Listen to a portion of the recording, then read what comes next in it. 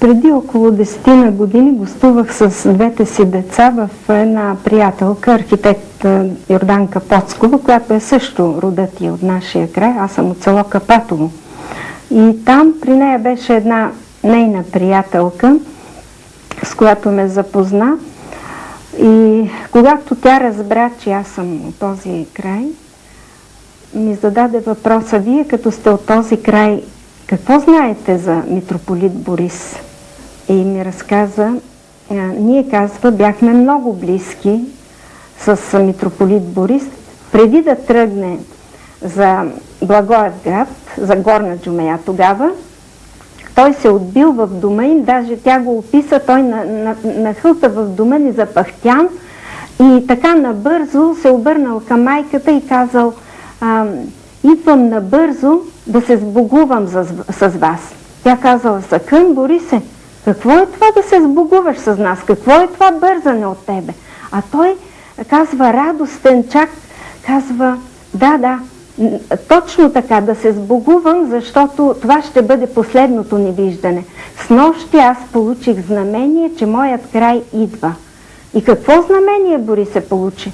Ами сънувах, че падна огън от небето и този огън ме грабна и мене в небето.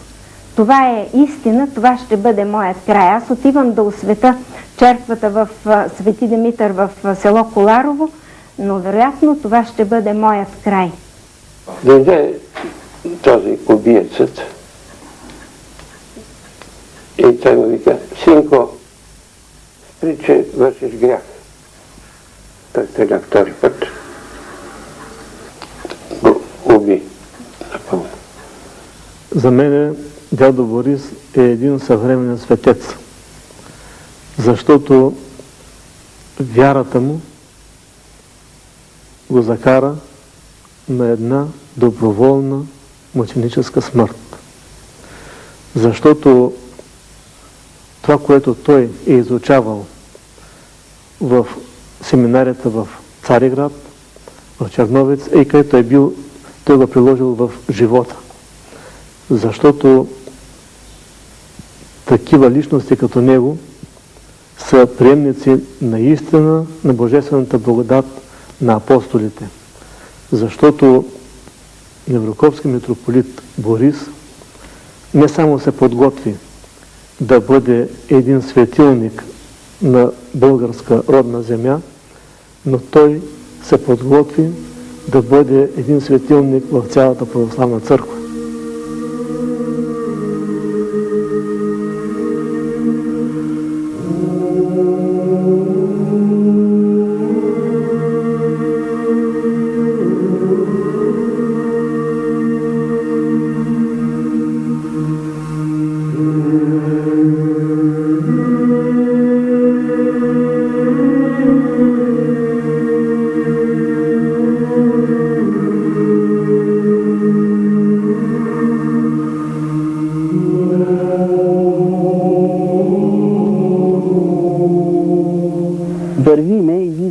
Сме на разходка, вървиме по една поляна по пътеката и си пееме. Донка се вгоре изгуби, найде овчар будала и казва: дай, Донке, да те целуна. И в този момент дядо Борис насреща и той излезъл на разходка и ние се стъписахме, засрамихме се, обаче няма как. Целунахме му ръка, извинихме се. Не, вика, пейте си, песента е хубаво нещо.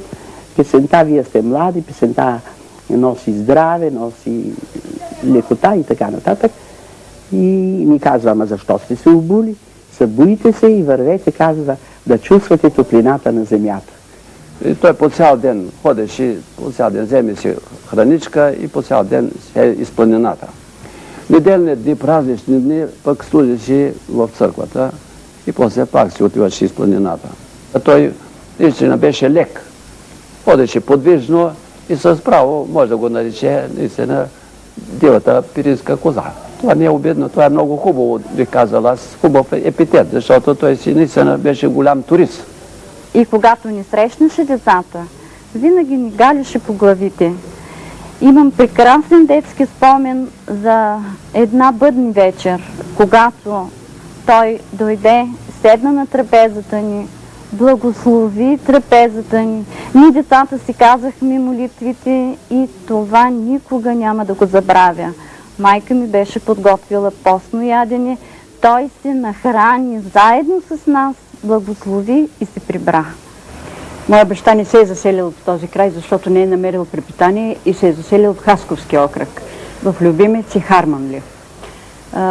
Семейството ни беше голямо, много бедно, нямахме възможност да живеем като хора, но той се познаваше с дядо Борис. Често пъти ходеше в София при него и дядо Борис много ни помагаше. И материално, като ни даваше средства, пари, отпущаше на семейството ни. Освен това той помогна да се снабдиме и с документи, които ние нямахме от Гърция. Когато имаше големите празници, християнски празници, каквито са, да кажем, Василов ден или Сурова, като деца с нашарени суроватки отивахме при него да го сурвакаме и той ни даваше дребни пари или пък някои лакомства за деца, шоколад, бисквити и т.н. Дядо Борис пък ни приветстваше с добре дошли мои чеда. Той много се радваше на нас, много ни обичаше. Пожелаваше ни успех в овладяването на научните знания, но същевременно предупреждаваше никога да не се възгордяваме, защото това е грях. И добавяше той, че между наука и по-специално между православие и наука няма абсолютно никакво противоречие. И казваше той, спомням си, най-добрата наука е тази, която признава своето безсилие пред всемогъществото на Бога. Това ни поразяваше. До днес се пазят построените от него храмове, нови, големи храмове, църковни храмове на територията на Неврокопска митрополия. Това е храмът в град Сандански на името на светия великомъченик Георги, храмът в град Кресна, сегашният град Кресна, който е построен даже по негов проект, митрополитският дом, запазен и до днес в Горна Джумая. Той е главният виновник, за да се вдигне схизмата, наложена от Цариградската патриаршия на Българската православна църква. Тази схизма над 70 години тегнеше върху Българската православна църква. Та именно дядо Борис и дядо Софрони ходиха тогава в Цариград и подготвиха, така да се каже, почвата за премахване на схизмата. Друго характерно от неговата дейност като неврокопски митрополит, това е създаденият своеобразен морален кодекс от него, на който трябва да се подчиняват всички свещеници. Известни са неговите 58 правила, морални изисквания към поведението и към свещеническата дейност. Само няколко от тях ще кажа. Това са честност, преданост, родолюбие. Той беше един наставник. Той не казва, свещеника трябва да бъде образец. Трябва, като върви по улицата, и там да проповядва. Както в църква, както в домовете, така и по улицата. Когато идва за митрополит в Неврокоп, първото нещо е да изпрати окръжно писмо до всички свещеници да търсят будни момчета, които да се изпратят в семинарията, за да могат да се подготвят за едни достойни свещенослужители народната ни църква. Освен това, той прави един 7-годишен курс, програма за просвета на всички православни християни. Имах една среща с общественици, по-възрастни хора в Гоца Делчев, Неврокоп. И останах изненадан, когато тези хора ми казаха за богослужебния кръг в църквата и имаха някакви изисквания към някои свещеници, които малко бяха отстъпили от каноните да четат. До трета песен и ми казват: Дядо Владика, като четат каноните, да ги четат ясно. И певците, и четците, и свещеници, когато са. И аз казвам, за кои канони става въпрос? Как казва за кои канони? В неделя имаме възкресен канон, имаме кръстовъзкресен, богородичен и на светията. Тогава питам, откъде ги знаете вие тези работи? Ние, казва, ги знаем от дядо Борис, защото той не просвещаваше. Той не казваше какъв е смисъл на богослужението и какво е вложено в самото богослужение. Истините на вярата ни. Той, освен духовен пастир, освен богослов, е бил и голям педагог. Впрочем, през 1928 година, когато излиза тази книга, кризата в българското, в нашето училище, той е бил още архимандрит, разбира се, но ректор на Софийската духовна семинария. И всъщност в момента той сам е врял и кипял в педагогическия процес. Къде вижда причините за кризата дядо Борис? Първо в това, че българското училище обучава, но не възпитава. Всъщност в учебния процес тече, така да се каже, една тенденция на непрекъснато интелектуализиране на учениковата личност. Всъщност работи се само върху интелект, върху ума, а се елиминира сърцето на ученика. Струва ми се, че българското училище и сега повече обучава, но не възпитава. Има едно тенденциозно математизиране на учениковото съзнание. Ето, тия недостатъци на българското училище са съзрени от дядо Борис още преди повече от 70 години. Втората причина за кризата на българското образование дядо Борис вижда в това, че българското училище посява в душата на ученика съмнението и безразличието. От безразличието се минава към отрицанието и респективно към отрицанието на Бога. Отрича се човешката душа като отделна субстанция, според дядо Борис. Оттам се преминава към отрицание на Създателя, на човека и на света, и оттам вече към открит атеизъм. Българският народ е християнски, затова никой няма право да му дава езическо училище. Българският народ се е крепил, живял и се е опазил в продължение на вековете само чрез вярата в Бога и в себе си, и затова никой не може да учи безнаказано неговите рожби на безверие и безбожие и да подготвя по този начин неговата гибел. Българското училище трябва да се обнови и спаси, за да се спаси българската младеж. Това значи да се осигури и спаси бъдещето на българския народ. Това велико дело трябва да се подеме незабавно и да се извърши с общи усилия от всички, и от църквата, и от народа, и от управляващите. Ако мислят за българската младеж и треперят за съдбините на българското племе. Има една черта на митрополит Борис, която е изключително интересна. Това е неговата болезнена чувствителност към българския национален въпрос.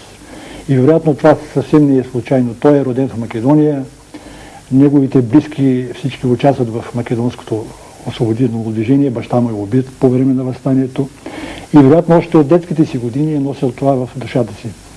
И по-късно, когато вече започва своята кариера в духовната иерархия, той остава здраво свързан с тази тема, с българския национален въпрос.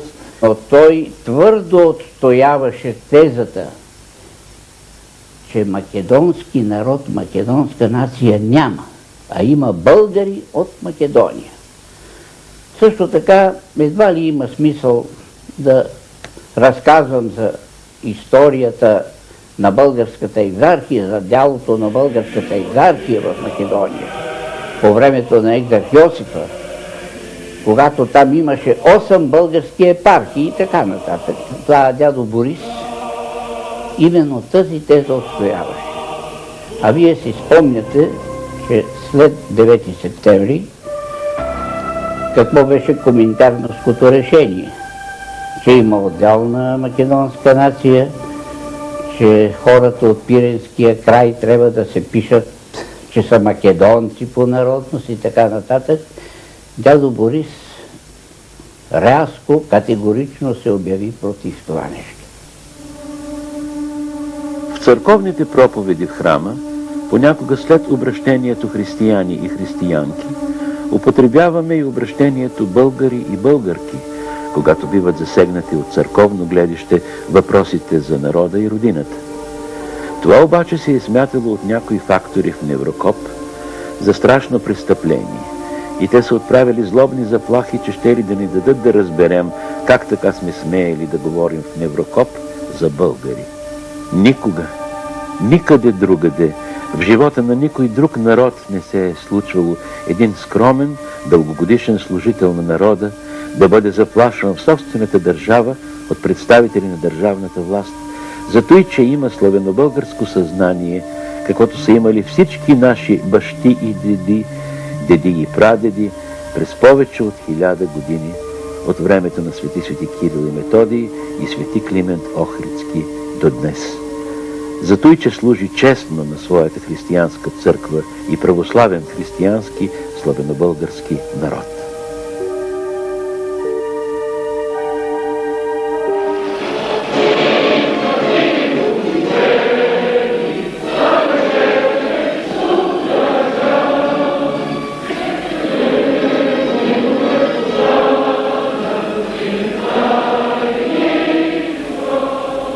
Доколкото е известна съдбата на българската църква в тези най-смутни години след 9 септември 1944 година, онова, което прави неврокопският митрополит Борис, е може би най-радикалното. Докато повечето митрополити са били парализирани от страха, някои съвсем наивно са дори помагали на новата отечествена фронтовска власт, смятайки, че тя ще донесе наистина някакви демократични промени. Едно изключение от всичко това е поведението на неврокопският митрополит дядо Борис.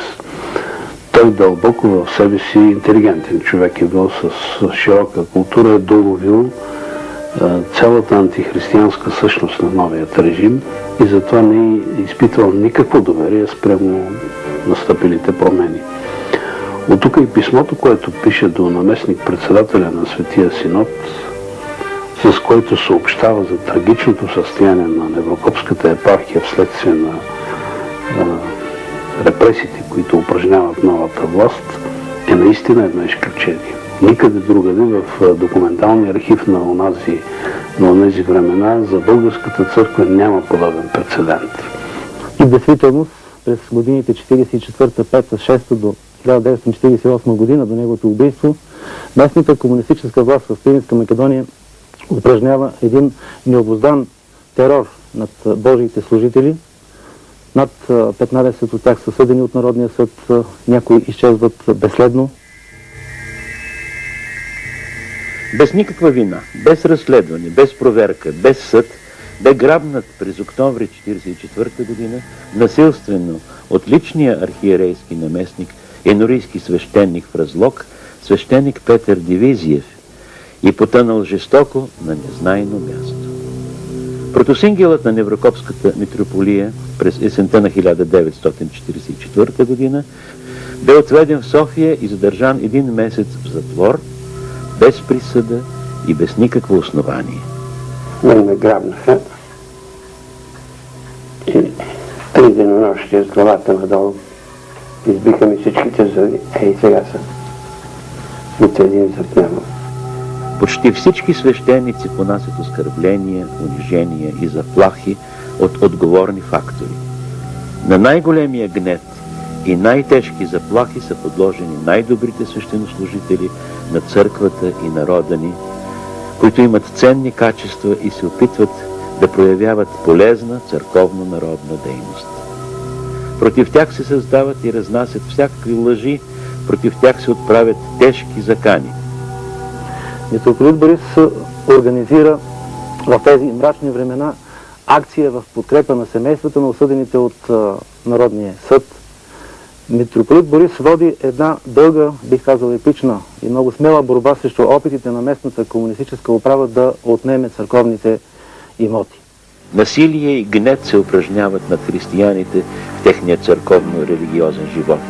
Следи се и се държи сметка кой ходи на църква, кой се причестява, кой се венчава, кой кръщава новородените си деца, кой ходи на поклонение в манастир. Към такива християни се отправят недвусмислени закани. През 1947 година областният комитет на Българската комунистическа партия го обявява за враг номер 1 на народната власт в Пиринска Македония и всячески търси начини той да бъде отстранен. Той нарича своята епархия Голготска епархия, с което като ще предричаше своята голготска участ. В стиховете, които е писал, а той пише много добре, също се прокрадва този мотив, че неговият живот ще свърши в някаква Голгота.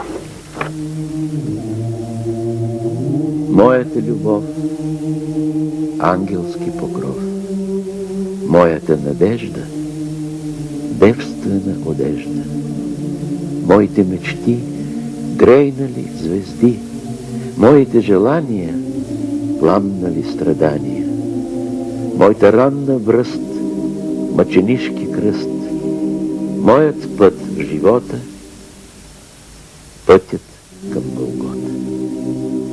По-ясно от това какво може да се каже. По всичко се вижда, че той очакваше своята кончина, готвеше се за нея и това изрази в своята предсмъртна проповед именно на тази тема.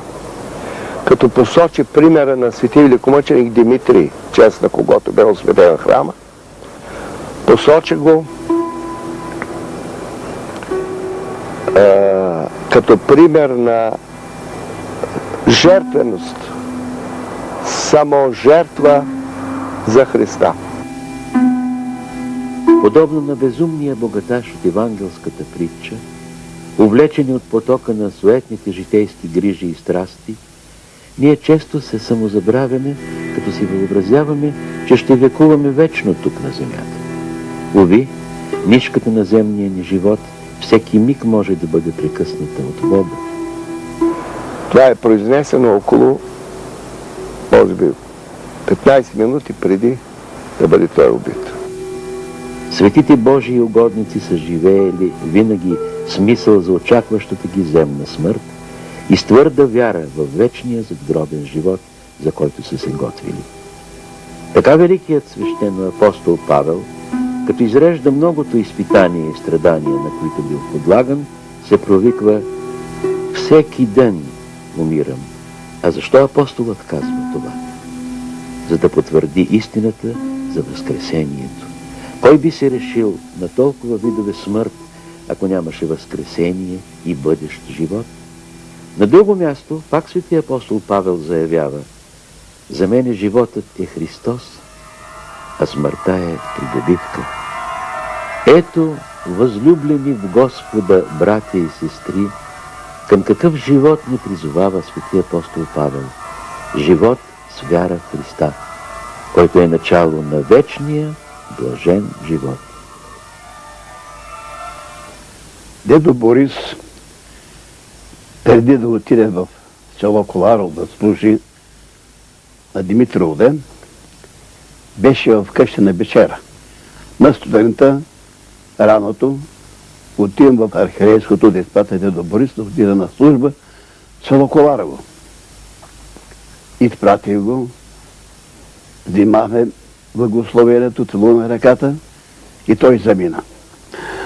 Убийството на Неврокопският митрополит Борис, разбира се, не може да бъде разгадано до край, защото голяма част от архива е изчезнал, пък и това е една добре обмислена операция в онова време, така че да изглежда като вид лично отмъщение на този разпопен свещеник от дядо Борис. Отец Илия се казва от село Хърсово.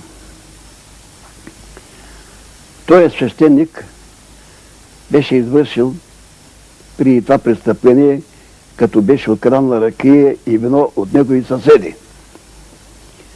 Държавната власт го фана и го осъди и той лежа в затвора. От затвора го освободи жена му, която ходи при цар Борис, да може да го помилват. След службата в Коларово, отец Илия го изчакал. Той настоял да го върне дедо Борис да стане пак свещеник. А дедо Влека му казал, Бога да го направя твоите ръца свещеник, който искаш. Отец те възвърна, де Бога. И тогава отец Илия изважда пистолета и го застрела на място. Падна ми в ръцете, като го застреляха и падна в ръцете ми. Но още тогава казваха за поп Стаменов, че казват, той не го уби, комунистите го убиха. Той беше маша защото все пак те, макар и селски хора, следяха и пресата и знаеха събитията. Никой в Неврокопска епархия не се е съмнявал кои са интелектуалните подводители на това убийство. Защото негласно по това време се е смятало, че митрополит Борис е следващият екзарх български, наследник на премахнатия от комунистическата власт екзарх Стефан. Защото той е най-ерудираният български свещенослужител по това време, владееш 13 езика, говори му 7 писмено. Чрез неговата смърт са целели някои да поразят пастир на епархията, за да се пръсне паството. И това можем да го... Това се потвърждава, ние го виждаме, защото от 1948 година до 1952 година, август месец, не се разрешава да има избор за митрополит Неврокопски в тази епархия. А няма ли го митрополита, няма ли го архипастира, всичко може да бъде разрушено.